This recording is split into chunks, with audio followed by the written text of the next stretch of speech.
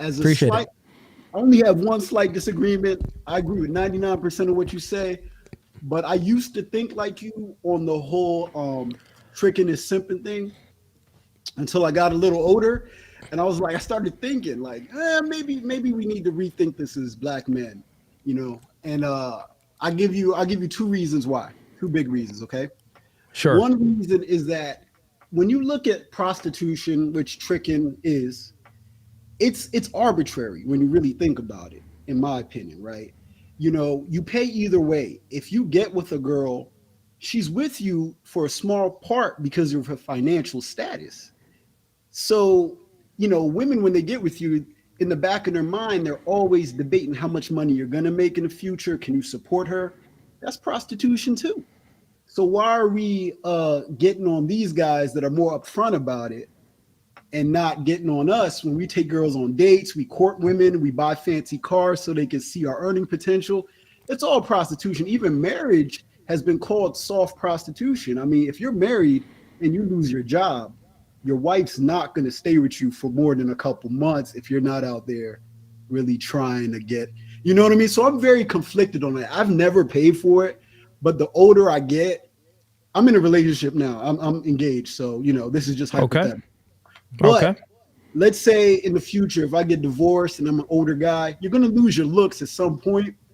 There's going to be ways you're going to lubricate the process. And I used to hang out with a bunch of rich dudes, a bunch of rich doctors and CEOs. And we used to basically drive them around. I used to be a student under them, long story.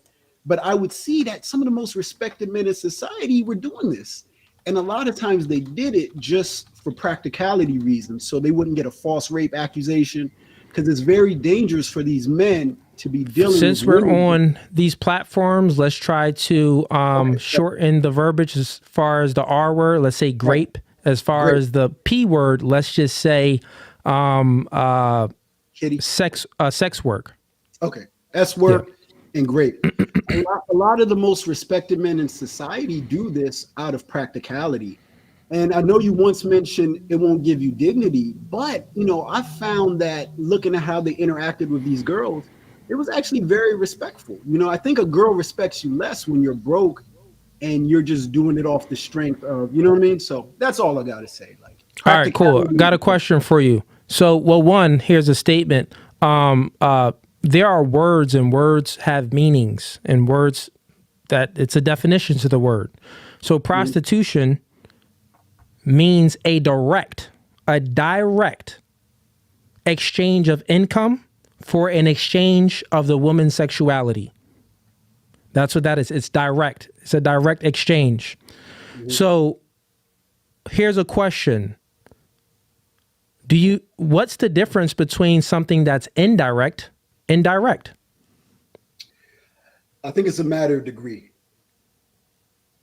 Okay. You said you think well, that's not answering my question, so I'll just speak. We have to be able to differentiate the two of things that are direct and indirect, right? We know that women are hypergamous, and we know that women are complex creatures when it comes to their attraction triggers. They're attracted to a multitude of things in a man. Attracted to his money, his finances, but it's not even the money and the finances, it's the characteristic traits that it takes to make the money and the finances, to make that money. But let alone it is, you know, money as well, because money is security. Money brings more stability. So they're attracted to masculinity. They're attracted to A-type personalities normally, that is assertive and dominant men. So with that being said, we know that women are going to gravitate towards a guy that is more financially inept. That's just a fact.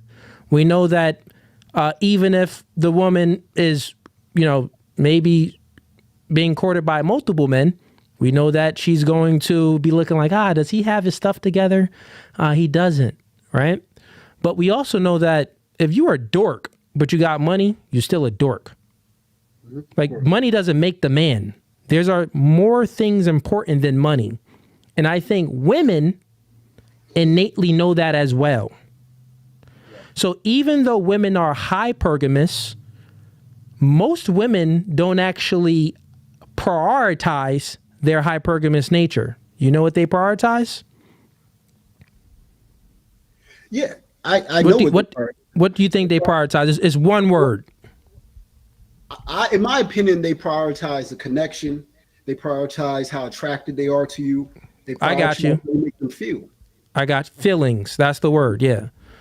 Women tend to prioritize how they feel rather than anything, definitely in 2024, right? Right. So we all know that since money doesn't make a man, if you're a dork and you can't convey yourself around a woman, you're not really going to have a woman isn't going to have a genuine desire for you, right? I think that both men and women want to have something that's genuine. So when I say that you can't maintain your dignity and your self-respect if you're paying for a woman's sexuality, you just can't, because how can you get the genuine and most feminine woman to submit to you naturally, right? And actually like you, rather than on the flip side, you paying a chick directly like, yeah, girl, let me go ahead and wax that tail. Well, she's not really going to submit to you and love you and care for you and nurture you and have any type of genuineness with you at all, versus the girl that actually, of course she's attracted to money as well, but she actually caught a vibe with you. She's actually like has feelings for you. It's more than just money. So I'm saying that if men tend to pay for sex, mm-hmm. and not get it the natural way, because paying for sex isn't natural at all. If everyone did it, the world would be over. Relationships would end. So it's immoral. It's an immoral act. And how you can see morality is very simple. I'll land my plane in a quick second because it's going to correlate.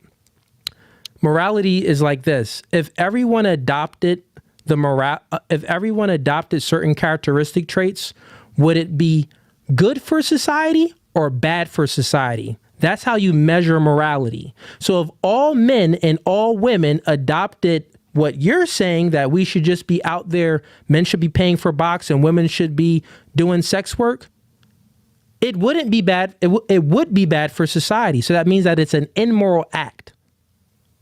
If some people did it, it maybe won't be bad for the entire society, but we still know that it's still immoral because it would be bad if everyone did it. Make sense? So this is how you measure. Yeah, that's how you measure morality. So since we know that the moral thing to do is for a man to court a woman the natural way and actually get a woman to like him genuinely, right? That's the moral. Okay. Look, that's the moral way. So if it's the moral way, then obviously his dignity, he would have dignity and self-respect. But if he does it the immoral way, which you just agreed to, he can't maintain his dignity and respect. So the morality ties into dignity and self-respect. That's the end of the debate. And I feel you, but let me offer some counterpoints. And I agree with you on some level. Okay. I have mixed feelings about this.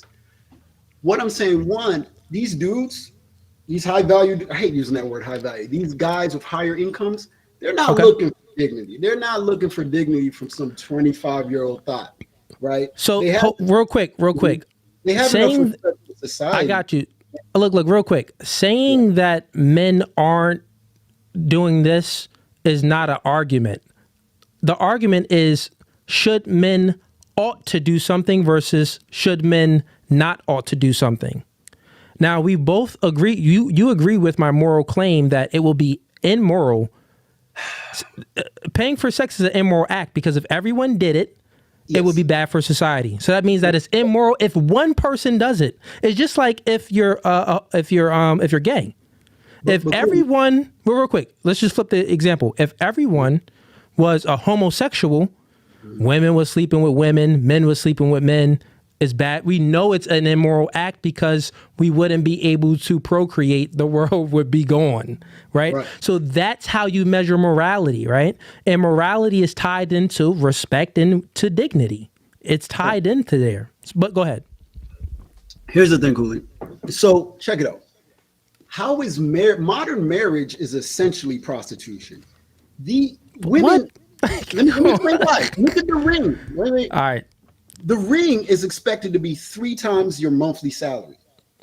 Now, when I was proposing to my woman, it's complicated. She didn't care about that, or so she says. I talked to my sister about that. She was like, look, every woman secretly cares about how nice the ring is. You know what I mean? So why, if marriage is not prostitution, why do you have to buy a ring that is somewhat decent?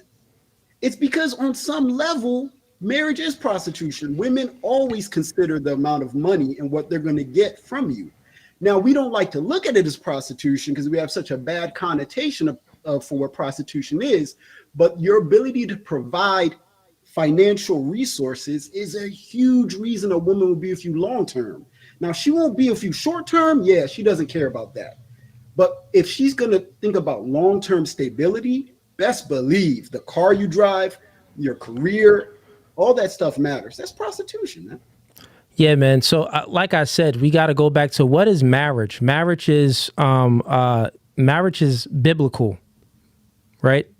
It just says marriage is two people being married under, a church, and it has nothing to do with a ring or anything like that. It has nothing to do with that. There was dowries in biblical times too. So finances came into play. A man being able to provide for that woman, it's God over man, man over woman, woman over children. Should a woman be protecting and providing for her child? Yes. Should a man be protecting and providing for his woman? Yes. Should God be protecting and providing for us every day we wake up in the morning? It's a blessing. Yes. Right?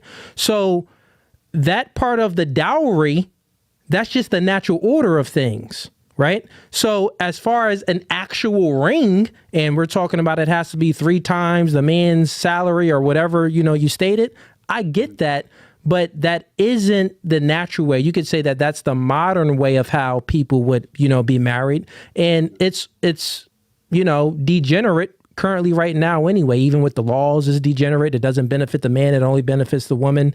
So that I get the point, but let's not move the goalposts. Let's bring it back to where we was bringing it. So your point, you're saying that, a woman, men paying for box, it isn't, he can still maintain his dignity and self-respect.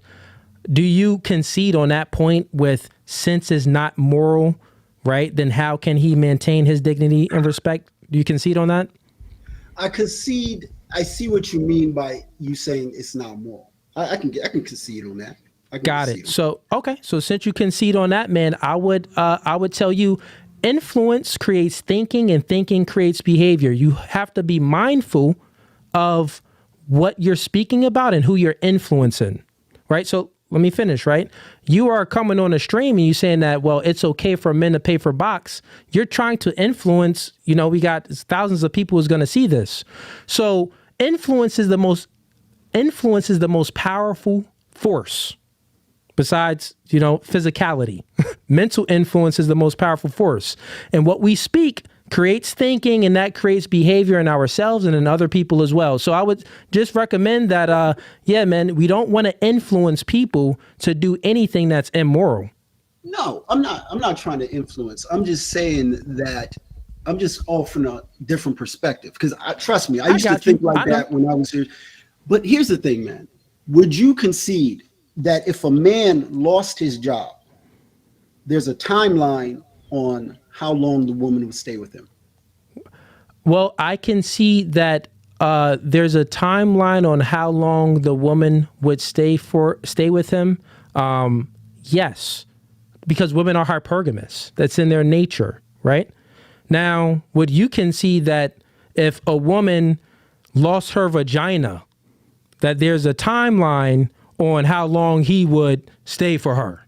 100%. Exactly. So I'm that's totally fine. But that doesn't prove any point that men should be paying for box. That just proves the point that women are hypergamous and men are, men prioritize the sexuality in women. It's proving that male-female relations are inherently transactional. The only non-transactional relationship is the one between you and your mother. That's unconditional. But even in the purest marriage, that's not unconditional. But I'll grant it to you. Go ahead. Yeah, it's not always unconditional. You're right. Ideally, right. But like you said, if she lost her vagina, she can no longer transact sex.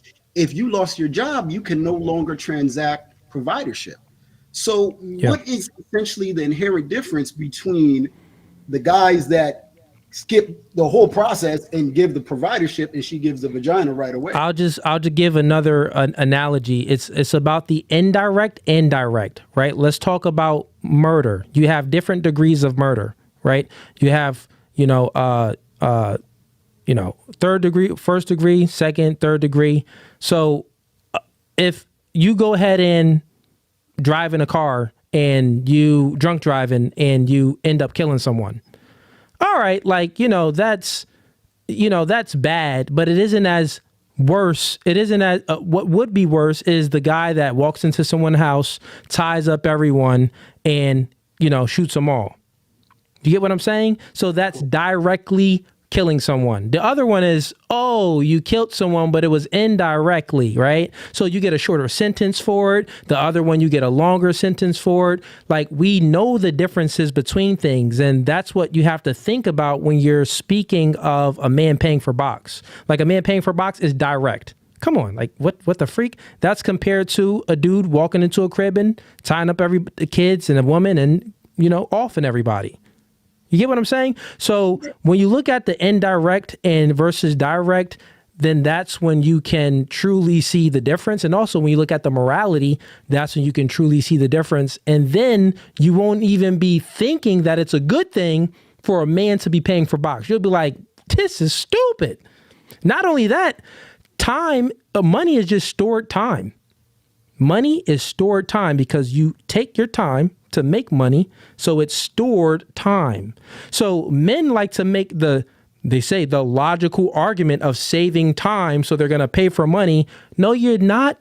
You're just giving your stored time away to a woman. So either way, you can't get away from time. If you want box the natural way, you got to spend a little time with courting a girl. If you do it the unnatural way, you still spending time. Because money is stored time. So then that defeats the time purpose. Because you said, like, well, men with high incomes and stuff like that, they're looking at it logically and they want to save time. Nigga, you're not saving no time. You're just giving your stored time away to someone. So every point you make, bro, it's refuted. Every point. So I think it is literally degenerate to do. So yeah, but I'm saying it's a matter of degrees, and that's what I said when I first started, and we agreed on that. Like you said, it's degree makes all the difference. And that's when I first started, I said it's essentially the same thing but different degrees. Well, and it's not what we're speaking of. Yeah, no, but what we're speaking about a man paying for box. When we're speaking about degrees, that's like, okay, should a man be talking to a chick that's only dating him for his money? Or should a man kind of mitigate risk and not go for the chicks that's actually just indulging in their hypergamous nature and only dating for bread? For example, Anna Nicole Smith, she was dating that rich old dude, and when he died, she got all his money. We already know that she was just very, very, it was degenerate, it was immoral, and everyone know her main goal. Her main goal was to get on a will and get that income when he died. So you can speak about those degrees to things, but forget the degrees, because that's like moving a goalpost. We're speaking about it very specifically, a man paying directly for box and versus a man indirectly courting a woman and getting it the natural way. But yo, I got some more people in the chat. You got any? Okay, one more question for sure.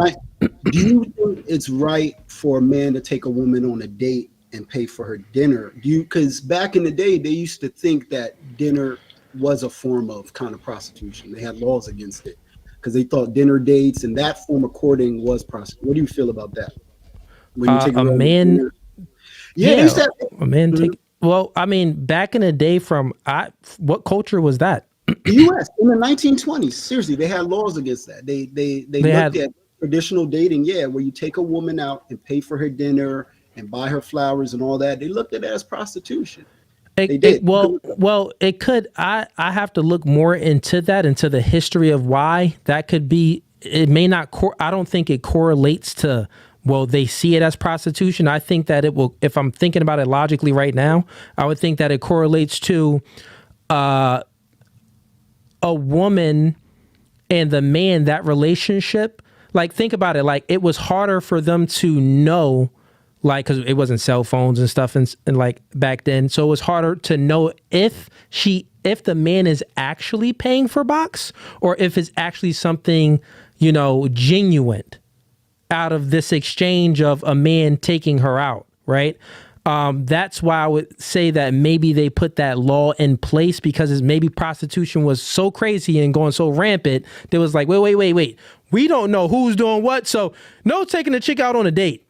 But to answer your question, yes, I think that men should pay for the first date and pay for all of the dates when he courts a woman. I think that that's the best thing to do. A man is the leader and he should show his leadership right up front, right? I think that also, even before taking a chick out on a date, a man should show his leadership by being decisive and getting right to the point. Like, hey, I want to take you out, wear this, dress this way, we going here. I'm going to show you a good experience. Not only that, it puts the woman in her position of following that man's lead. And off the bat, a man needs to hold frame and hold solid frame when he's courting a woman. And it starts from the beginning, even from the first text. But good question, man. Will? Thanks for your time, brother. Keep doing your thing. So if you like that clip and you want to watch more, click right here. But if you want to watch the full episode, click right here.